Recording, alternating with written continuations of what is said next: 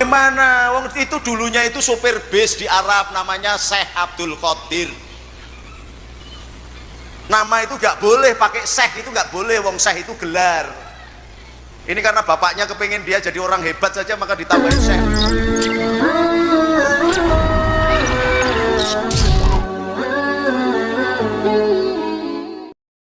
Wal jamaah sing ora cetha. Ngakune ya NU. Ngakune ahli sunnah tapi khutbah di gereja. Kan enten to wong ora waras kuwi. Jangan ikut-ikut orang seperti itu. Mereka mengaku ahli sunnah, bukan ahli sunnah, itu ahli dolalah niku. Neng gereja ceramah. Lah ora apa-apa. Dadak luli saya mau masukkan orang Islam. Kowe mlebu kafir kowe malahan. Kok masukkan orang Islam? Kalimatnya adalah khairun nas anfa'uhum bukan lil muslim, bukan lil mukmin.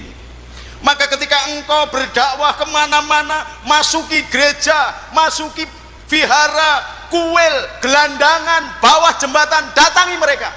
Apalagi masih Indonesia, datangi semuanya. Loh, apa enggak haram itu, Gus? Sing muni haram ki goblok. Ini mulai terjadi di Indonesia.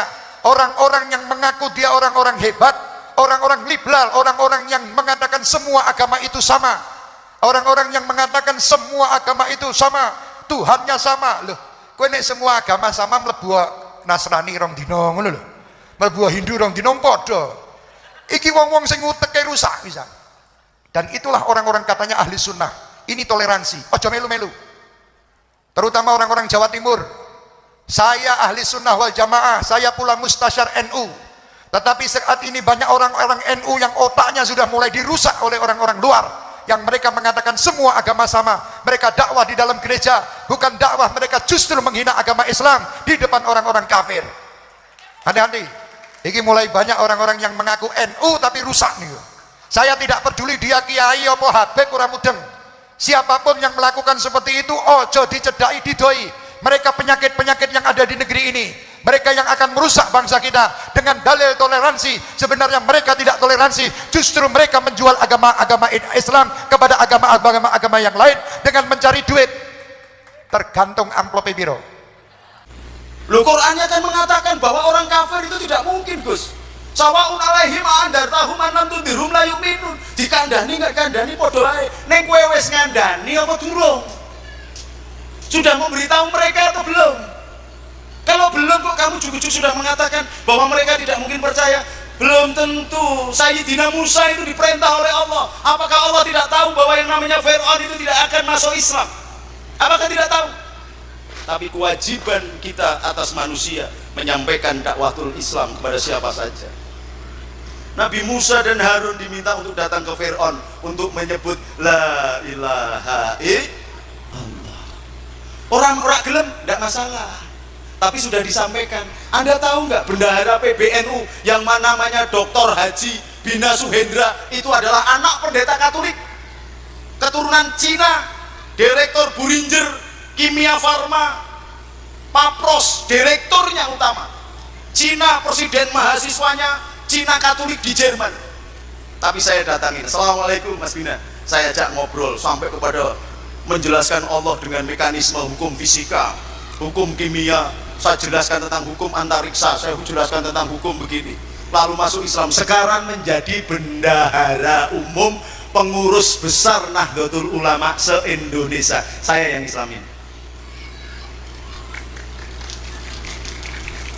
Tadi Maulid ini bangkit malu kali Kanjeng Nabi. Ngisin-ngisini jenengan ngaku umat Rasulullah. Tapi kalau jenengan setiap saat membuat sakit hati Nabi Muhammad, jangan ngaku umat Rasulullah kalau setiap saat Anda ini cuma mencoreng nama Nabi Muhammad. Islam adalah agama yang benar. Inna dina indallahil Islam. Selain Islam tidak ada yang benar.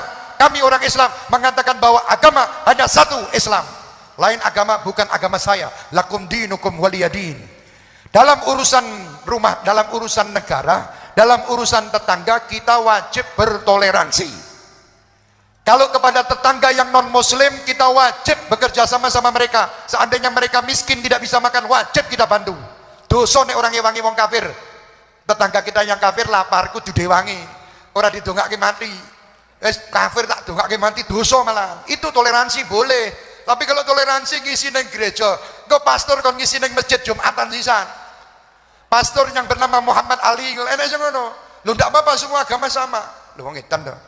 Iki saka wong ulama-ulama sing uteke rusak. Campur uget-ugetmu dengan uget.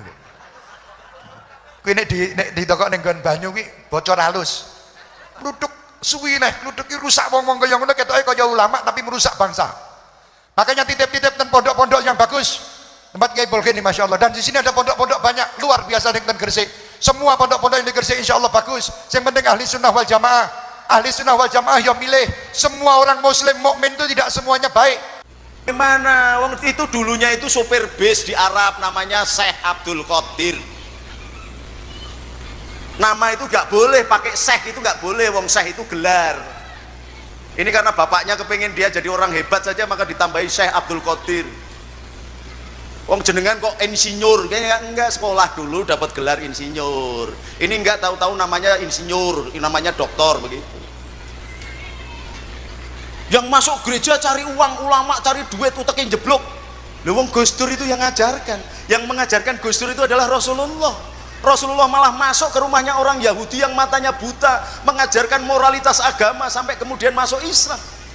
Rasulullah yang masuk ke rumahnya orang Majusi yang setiap hari ngirim tai dan kemudian karena kelembutan hatinya Majusi masuk Islam. Maka kalau suaranya bagus silahkanlah, tapi barang selawat boleh. Barang selawat mengutamakan selawat Nabi aja saya sudah dapat bayaran 60 juta 70 juta sekian, silahkan, tapi jangan ikut-ikut ngomong soal agama, ramudeng mung suarane apik tok ya wis barang selawat wae. Tapi jangan ngomong-ngomong soal ilmu, nanti malah nabrak yang lain-lain. Ngaku mustasar NU saya ini dari bayi, pengurus Ansor, komandan Banser, sekarang jadi komandan pendekar pagar nusa se-Indonesia, pengurus NU, panglima pasukan berani mati, bukan panglima Banser, pasukan panglima berani mati ini. Janganlah dengan kelembutan, dengan moral. Gus, kok kenapa sampean masuk gereja begitu dong? Jangan kemudian ngomong di luar, ini ada kiai ngaku NU, ngaku Gus, ceramah di ini, masa Tola Al-Badru disuruh masuk gereja. Loh kalau memang bener Tola Al-Badru masuk gereja, kan gerejanya jadi masjid. Goblok orang dinego gitu loh, gimana? Berarti Rasulullah sudah menguasai mana-mana gitu loh. Dikatakan Habib Ali min khawasil mu'minin wa tarwihan lil muta'alliqina bihadan nuril mubin. Wong mukmin sing apik itu adalah mukmin yang betul-betul mempunyai rasa cinta, mempunyai rasa tasywiq. Apa geringging di sini? Seperti apa? Tasywiq itu kerinduan dengan Rasulullah. Ki mukmin sing khusus, sing umum ya sing ngono-ngono kuwi. Ya kita tidak mendoakan mereka masuk neraka, tidak, cuman saya heran. Zaman biyen kok ora nek kaya ngono ki aman malahan. Tidak ada orang rusak-rusak. Zaman sekarang kakean gaya toleransi, Natal kebangsaan, Natal bersama. Terus sing donga kiai ila hadratin nabi, ki Natal bersama le ila hadratin nabi Muhammad sallallahu alaihi wasallam. Oh tampar saat cangkeme kuwi model apa di depan orang-orang kayak gitu. Ini orang waras itu buat saya. Natal ya ben urusane wong Natalan dhewe. Ini peringatan tiap tahun koyo ngene keadaannya. Tahun muka akan lebih buruk. Nanti anak-anak kita suruh mauludan, suruh berterbangan nang jero gereja. Nanti bakal begitu toleransi. Nanti anak-anak kecil kan terbang diundang karo wong nang gereja. Tolal pastori teko. Iya, Tola Al-Badru. Piye coba? Kaya ngono toleransi. Oh, itu tidak apa-apa, Habib. Habib ini aja yang kolot. Kolot piye, Drun? Akalmu wis sing ora cetha.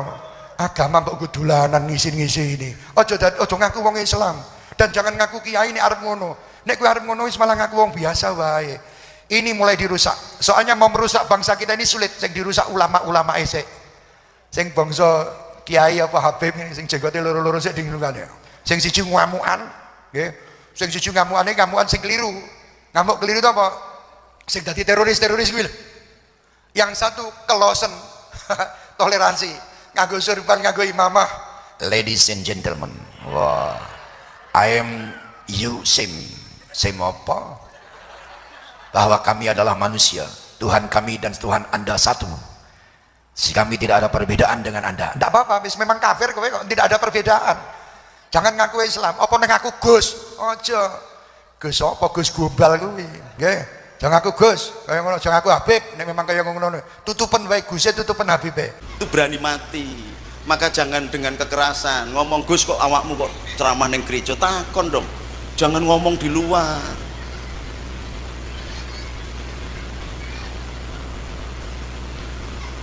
Wal afina anina, saya memaafkan, mudah-mudahan dibuka hatinya dan tahu bahwa Rasulullah tidak secetek itu. Rasulullah jin saja kepingin masuk Islam, datang kepada Rasulullah, diterima. Jin, pohon kurma yang dulu menjadi senderannya Rasulullah ketika hijrah, nangis. Rasulullah mendengar tangisan pohon kurma, lalu pohon kurmanya mengatakan, ya Rasulullah, bagaimana aku bisa dekat dengan engkau? Karena aku pohon kurma, yang lain bisa dekat dengan membaca sholawat saja, engkau bisa selamatkan dia dengan membaca syahadat, engkau selamatkan dia. Aku pohon kurma. Lalu bagaimana nasibku setelah engkau sandari dulu bertahun-tahun engkau tidak pernah melihat aku? Lalu dengan mukjizatnya Nabi, Rasulullah menangis, hatinya tergerak. Pohon kurma saja mencintai Nabi.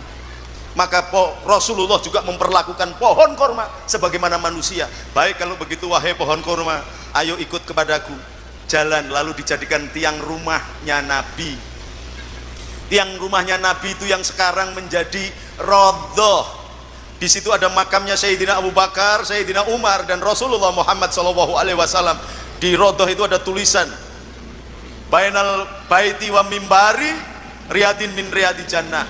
Antara rumahku dan mimbarku adalah taman surga. Di antaranya ada pohon kurma yang dulu menangis karena rindunya kepada Nabi.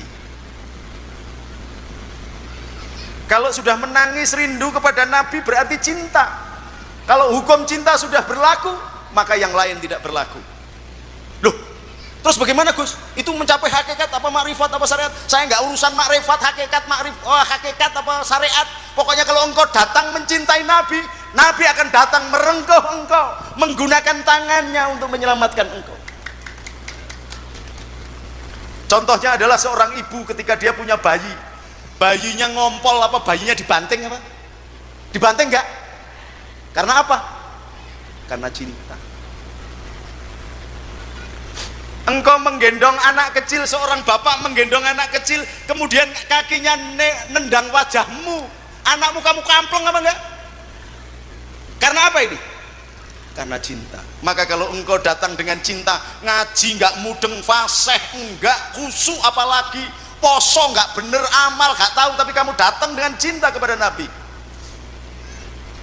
Assalatu wassalamu alaika ya sayyidi ya Rasulullah, khud biyadi kholat khilati adrikni.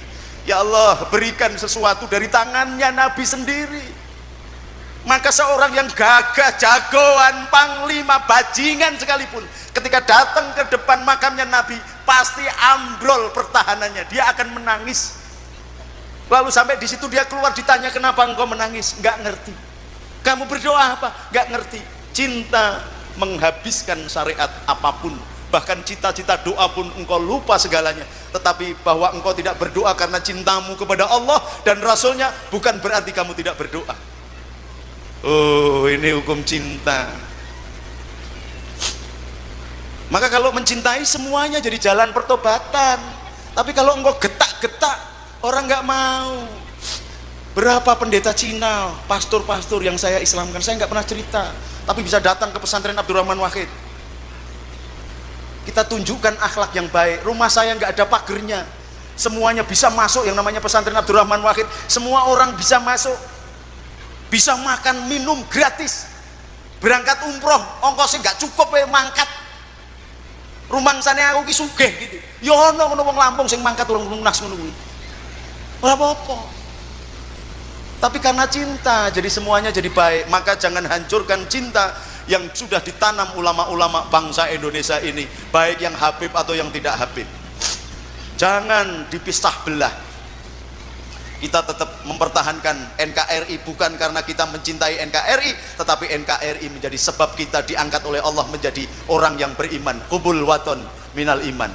Maka dulu ulama-ulama menghadapi panglima-panglima perang dunia, yang namanya Jenderal Malabi dihadapi oleh Kiai Abbas, dan saya adalah anak angkatnya. Maka kemarin di pesantren Buntet tak kumpul ke Densus 99, untuk ngadepi orang-orang yang macam-macam. Nek perlu rawe-rawe rantas, malang-malang tuntas. Jangan hancurkan Indonesia. Mau Jokowi mau Prabowo, Indonesia masih berlanjut selama adzan dikumandangkan Allahu Akbar, maka Islam tetap jalan. Maka cintai negerimu karena engkau mencintai Rasulmu. Atiullah wa atiur Rasul wa ulil amri minkum. Alafu minkum. Assalamualaikum warahmatullahi wabarakatuh.